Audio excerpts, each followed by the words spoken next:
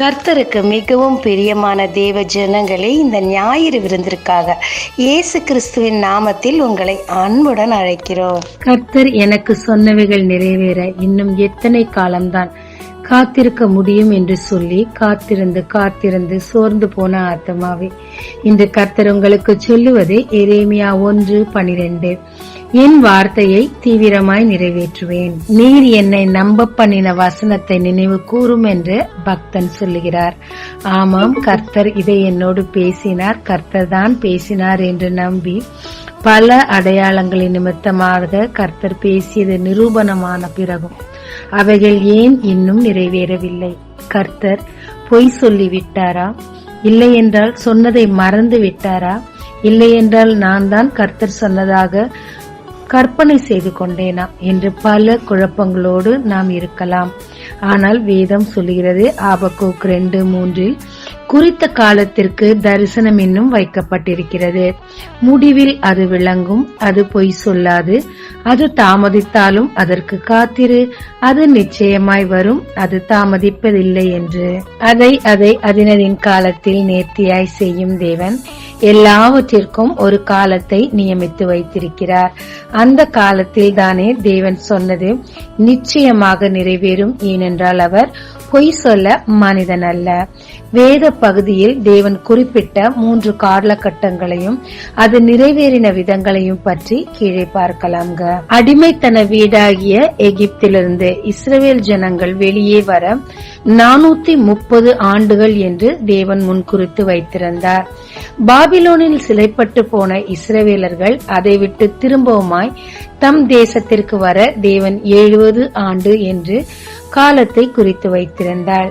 சாராளுக்கு நெடுநாளாய் பிள்ளைக்கு காத்திருந்த போதிலும் பிள்ளை கிடைக்கவில்லை என்ற போது கடைசி நேரத்தில் 10 மாதம் என்று உற்பவ திட்ட காலத்தை தேவன் நியமித்திருந்தார். சங்கீதம் 31:15 என் காலங்கள் உமது கரத்தில் இருக்கிறது என்று சொல்லப்பட்டிருக்கிறது.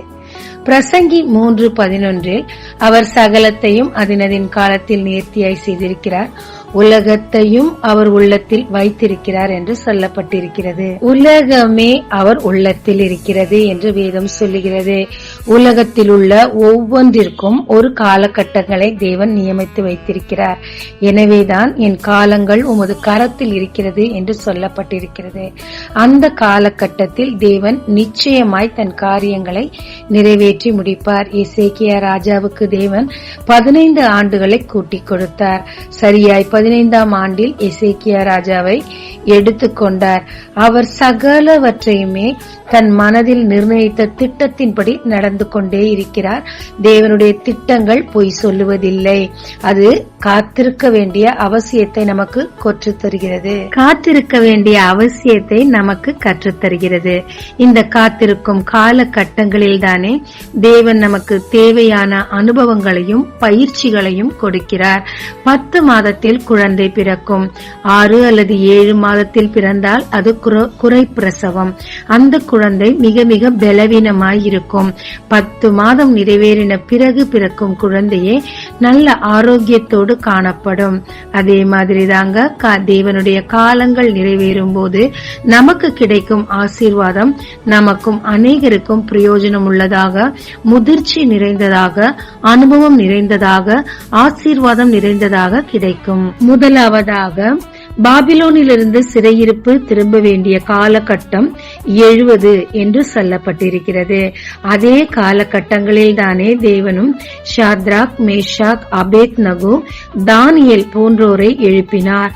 அவர்கள் ஜெப வீரர்களாயிருந்தார்கள். யாருக்கும் காம்ப்ரமைஸ் பண்ணப்படாதவர்களாக, தேவனுக்காக வைராக்கியமாய் நிற்கிறவர்களாக காணப்பட்டார்கள். நெருப்பில் போட்டாலும் சிங்கக்கெழுபியில் போட்டாலும் தேவனை மறுதலியாமல் அவர் நேரத்திற்காக காத்திருந்தார்கள்.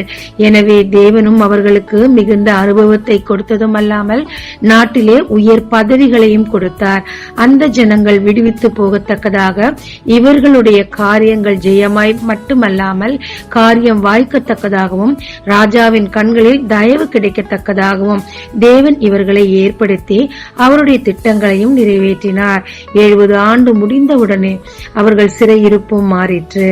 இவர்கள் தேவனுடைய வாக்குத்தத்தத்தை விசுவாசித்தார்கள். அந்த 70 ஆண்டு நிறைவுக்காக காத்திருந்தார்கள். அதற்காக தேவனை முழுமையாய் நம்பி விசுவாசித்தார்கள். விசுவாசித்து பெற்றுக்கொண்டார்கள். இரண்டாவதாக, எகிப்திலிருந்து ஜனங்கள் விடுவிக்கப்பட 430 ஆண்டுகள் என்று குறிக்கப்பட்டிருந்தது. இந்த 430 ஆண்டுகளும் அந்த ஜனங்கள் மிக மிக மிக நெருக்கப்பட்டார்கள். அவர்கள் ஜெபங்கள் கேட்கப்படவே இல்லை. ஆனால் 430 ஆண்டு நிறைவேறும் போது அவர்கள் ஜெபம் கேட்கப்பட்டது. அவர்களுடைய கண்ணீர் தேவனுடைய சந்நிதியில் போய் எட்டியது. ஒரு புறம் பார்வோனின் நெருக்குதல் அதிகமானது, மறுபுறம் மருத்துவச்சிகள் அவர்கள் மூலமாக கிருபையும் அதிகமானது. அதே காலகட்டத்தில் தானே தேவன் மோசேயை ஏற்படுத்தினார். சும்மா ஏற்படுத்தவில்லை. 40 ஆண்டுகள் வண்ணாந்தரத்தில் வைத்து அவருக்கு கடுமையான பயிற்சிகளை கொடுத்து முதிர்ச்சி உள்ளவராக தேவன் அவரை வெளியே வரச் செய்தார். அவர் மூலமாக அற்புதங்களையும் அடையாளங்களையும் அதிகமாய் செய்தார். மேலும் துரிதமாய் அவர்கள் அங்கு கிளம்பத்தக்கதாக பொன்னையும் பொருளையும் வாங்கி கொண்டு வேக வேகமாய் சாப்பிட்டு அந்த இடத்தை விட்டு கிளம்பினார்கள். கிளம்பிய போது மேகஸ்தம்பம், அக்கினி ஸ்தம்பம், உணவு, தண்ணீர் எல்லாவற்றையும் தேவன் பார்த்து கொண்டார். வாக்களித்த கானான் தேசத்தை அவர்கள் சுதந்திரிக்க கிருபை செய்தார். இன்றளவும் அதை மேற்கொள்ள ஒருவராலும் கூடாதபடிக்கு தேவன் தன்னுடைய ஜனங்களுக்காக எல்லாவற்றையும் விசேஷமாய் மாற்றினார். இவர்களுடைய வாக்கு தத்தங்கள் நிறைவேற மோசே தன்னை முழுவதுமாய் கர்த்தருக்கு ஒப்பு கொடுத்து ரொம்ப ரொம்ப ரிஸ்கான காரியங்களை கூட தேவனை விசுவாசித்து செய்தார். ராஜாக்களையும் எதிர்த்தார், எல்லாவற்றையும் எதிர்த்தார். தேவன் அவரோடு கூட இருந்தார். அது மட்டுமல்லாமல் அந்த ஜனங்கள் மோசேயை அப்படியே நம்பினார்கள். தேவன் அனுப்பினவர் என்று அவர் வார்த்தைகளுக்கு அப்படியே கீழ்ப்படிந்தார்கள். அந்த கீழ்ப்படிதல் அவர்கள் காலம் அதற்கு மேலும் போகாதபடிக்கு அந்த குறிப்பிட்ட காலத்தில் அவர்கள் வாக்குகள் நிறைவேற காரணமாயிருந்தது. ஃபர்ஸ்ட் பாயிண்ட்ல அவர்கள் விசுவாசித்து காத்திருந்து அதற்காக தன்னை ஆயத்தப்படுத்திக் கொண்டு ஆசீர்வாதத்தை சுதந்திரித்தார்கள். இரண்டாவது பாயிண்ட்லயோ கீழ்ப்படிந்து ரிஸ்கான காரியங்களை தேவன் சொன்னதை நம்பி செய்து கீழ்ப்படிதல் நிமித்தமாக அவர்களுடைய வாக்குத்தத்தங்கள் நிறைவேறிற்று. ஆனால் மூன்றாவது பாயிண்ட் அப்படி அல்ல. விசுவாசமும் இல்லை, ஒன்றும் இல்லை, ஆனாலும் வாக்கு நிறைவேறியது. ஏனென்றால் வாக்கு கொடுத்தவர் மிகவும் உண்மையுள்ளவர். எனவே அந்த வாக்கு அப்படியே நிறைவேறிற்று. அது என்னன்னு பார்க்கலாங்க. மூன்றாவதாக சாராள். ஒரு உற்பவ திட்ட காலத்திலே குழந்தை பிறக்கும் என்று கர்த்தர் சொல்லுகிறார். முதல் ஆபிரகாம் மூலமாக சொல்லுகிறார். சாராள் விசுவாசிக்கவில்லை. இரண்டாவதாக அவரே நேரே வந்து அவளிடம் சொல்லும் போது அதையும் அவள் விசுவாசிக்கவில்லை. மூன்றாவதாக ஒரு உற்பவ திட்ட காலம் என்று ஒரு காலத்தை நியமித்து சொன்ன போது அவள் சிரிக்கவில்லை. ஆனால் மனவேதனையின் மிகுதியாக அவள் நக்கலாய் சிரித்தாள். ஆனாலும் தேவன் தன்னுடைய வாக்குகளை நிறைவேற்றினார். கட்டுகள் பலத்து போகாதபடி பரியாசம் பண்ணாதிருங்கள் என்று வேதம் சொல்லுகிறது. ஆனாலும் ஒரு பரியாச சிரிப்பு சாராளிடம் இருந்தது. ஏனென்றால் அதற்கு ஒரு காரணமும் இருந்தது. அவள் வயது மிக மிக முதிர்ச்சியாயிருந்தது. பெண்களின் வழிபாடு நின்று போயிற்று. கணவன் கிழவனாய் இருந்தார். நம்ப வழியில்லை, சூழ்நிலை இல்லை. இந்த சூழ்நிலையில் தானே விரக்தியின் மிகுதியில் அந்த சிரிப்பு வந்தது. எனவே அவள் நக்கலையும் தேவன் பொருட்படுத்தவில்லை, அவள் அவிசுவாசத்தையும் தேவன் பொருட்படுத்தவில்லை. அவர் அவளுக்கு கொடுத்த வாக்குகளும் அந்த வாக்குகள் மூலமாக அவளுடைய திட்டங்கள் நிறைவேற வேண்டியதிலே தேவன் கண்ணும் கருத்துமாய் இருந்தபடியினார் இவளுடைய அவிசுவாசத்தை பொருட்படுத்தாமல் அவள் வார்த்தை கொடுப்பதில் உண்மையுள்ளவராய் இருந்தபடியினார் அந்த வாக்குகளை நிறைவேற்றினார். ஆமாங்க, உங்க சூழ்நிலை பார்வான் மாதிரி கடினமான சூழ்நிலையில் இருந்தாலும், நம்ப முடியாத சூழ்நிலையில் இருந்தாலும், அவிசுவாசமான சூழ்நிலையில் இருந்தாலும், காத்திருந்து இருதயம் இழைத்து போன சூழ்நிலையில் இருந்தாலும், கூடாது முடியாது என்ற சூழ்நிலையில் இருந்தாலும், தேவன் முன்குறித்ததை இல்லை என்று சொல்ல அவர் யாருக்கும் அதிகாரம் இல்லை.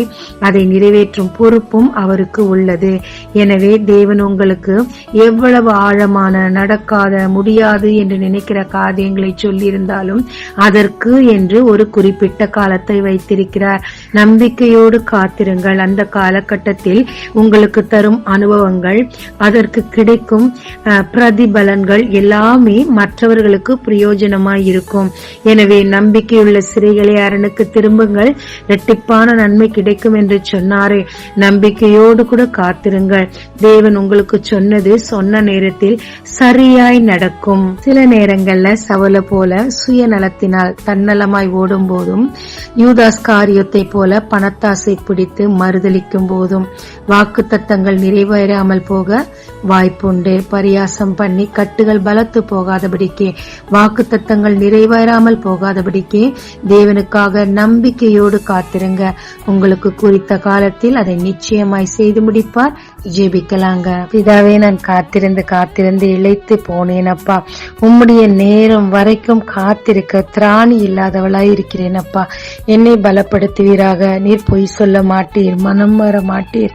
ஆனால் நானோ மனம் மாறுகிறேன் ஐயா. இந்த காத்திருக்கும் காலத்தில் துணிகரமாய் உம்மை விட்டு ஓட, பாவம் செய்ய நான் துணிந்து போகிறேன் ஐயா. அப்படி இல்லாதபடிக்கு முழு நம்பிக்கையோடு விசுவாசித்து நான் காத்திருந்து நீர் எனக்கு குறித்த நேரத்தில் ஆண்டவரே நான் அதை பெற்றுக் கொள்ளத்தக்கதாக எனக்கு கிருபை செய்வீராக. இயேசு மூலம் பிதாவே, ஆமென். இயேசு கிறிஸ்துவின் நாமத்தில் இந்த நாளில் உங்களை ஆசீர்வதிக்கும் ஜீசஸ் விஷன்.